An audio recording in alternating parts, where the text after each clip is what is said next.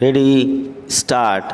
बीते दिनों ज्यों ही मैं लोकसभा के सम्मानित सदस्यों के समक्ष खड़ी हुई, मेरा हृदय दृढ़ निश्चय और उत्तरदायित्व की भावना से भर उठा। हम सभी वहाँ देश के भविष्य को नया आकार देने का सामर्थ्य रखने वाले एक महत्वपूर्ण विषय नारी शक्ति वंदन अधिनियम, जिसे आमतौर पर महिला आरक्षण विधेयक के नाम से जाना जाता है, पर चर्चा के लिए एकत्र हुए थे।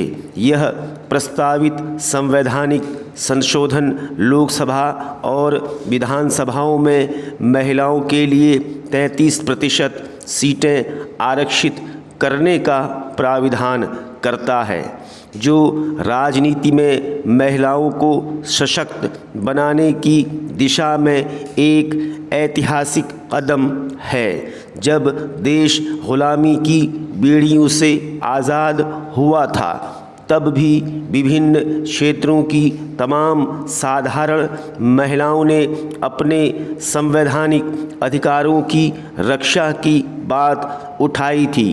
देश की आज़ादी में योगदान देने वाली साधारण परिवारों की वे महिलाएं दूरदर्शी थी और इससे भली भांति अवगत थी कि यदि सामान्य महिलाओं को अवसर नहीं दिया गया तो आने वाले वर्षों में यह उनके लिए चुनौतीपूर्ण बन सकता है। आज मैं उन दूरदर्शी महिलाओं को नमन करती हूँ। भारत में महिलाओं की स्थिति के संबंध में सरकार ने 1971 में एक समिति का गठन किया था। 1974 में उस समिति ने अपनी रिपोर्ट साझा की। इसके 7वें अध्याय में दर्ज है कि भारतीय जनसंघ ने महिलाओं को संवैधानिक गारंटी दिए जाने की बात कही थी और आरक्षण की वकालत की थी। आज मैं जनसंघ के उन दूरदर्शी विचारकों के प्रति आभार प्रकट करती हूँ।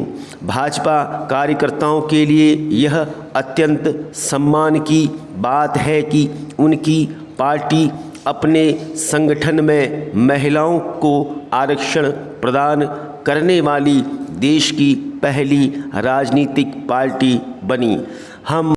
हम महिला आरक्षण विधेयक के संबंध में दावों और प्रतिदावों के साक्षी बने हैं। कहते हैं कि सफलता का श्रेय लेने वाले तो अनेक होते हैं, लेकिन विफलता की जिम्मेदारी लेने वाला कोई नहीं होता। इसीलिए जब यह विधेयक आया तो कुछ लोगों ने इसे हमारा विधेयक करार दिया। कुछ ने कहा कि उन्होंने इसके संबंध में पत्र लिखे हैं। कुछ ने कहा कि इसकी संपूर्ण संवैधानिक रूपरेखा उन्होंने तैयार की। संविधान के 73वें और 74वें संशोधन के लिए प्रायः एक परिवार विशेष का श्रेय दिया जाता है।